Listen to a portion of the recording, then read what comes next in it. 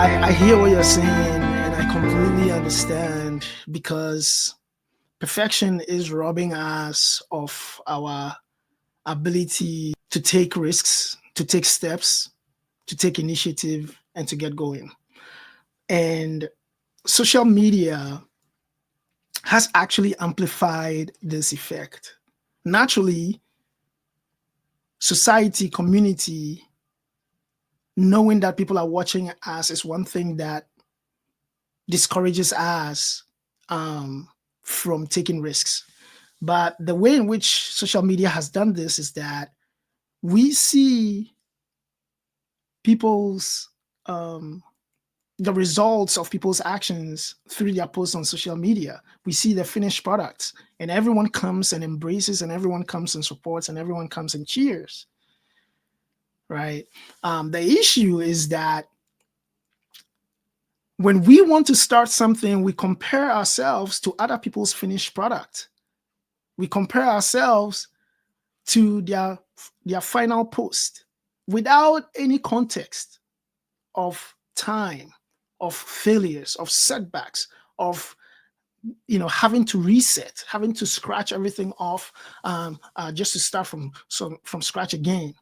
And so when we compare our first step with someone's, 150th step, or someone's 70th step, or someone's 20th step, it feels discouraging. And it is one of the ways in which social media, as much as people feel like they are celebrating themselves and sharing good news to celebrate with others, it's also another way that it discourages others from getting started. It discourages others from taking that first step, because the first step is not going to be as pretty as that person's finished product. And yet, without starting, we can never really get anywhere. And without starting, we cannot learn. Without starting, we cannot make mistakes to learn from. And without starting, we have nothing to compare our progress or our journey with. We have no context. So sometimes it's okay to understand where you are at in the journey and to not compare with others and where they are in the journey, so that we can just get started. And then when you have started, you get ready to learn from what you are observing from having started.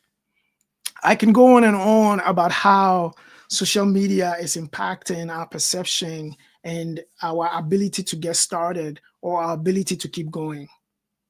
But one of the things that I think, is unfair to ourselves and the people around us is our fear of failure. If you see the number of shots Michael Jordan missed, if you see the number of shots Steph Curry missed, if you see the number of shots LeBron James missed, you wouldn't believe it. The funny thing, though, is society remembers them for the shots they made.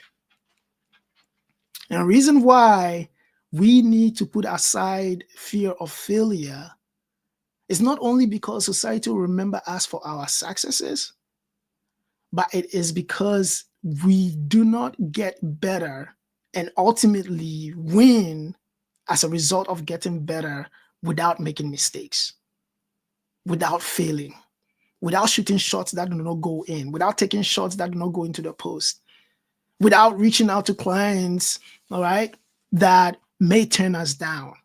But it is the only way we can find out if clients are interested. We have to reach out for them to find out. And we have to risk being turned down. We have to risk failure. We have to risk disappointment, but not take it personal and understand that it is part of the journey. If you watch most NBA games, it is actually a big deal if a player is shooting above 50%, which means that half of the times people are missing shots. No one discusses this. Half of the time people are failing, and they get by with having actually made only half of their shots. And so this is something for us all to keep in mind, to put aside fear, to put aside the fear of failure, and to get started, and to get up when we fail, and to get up when we make mistakes and keep going, because that is the only way we learn, and that is the only way we get better, and that is the only way we achieve our goals. Anyway, these are just my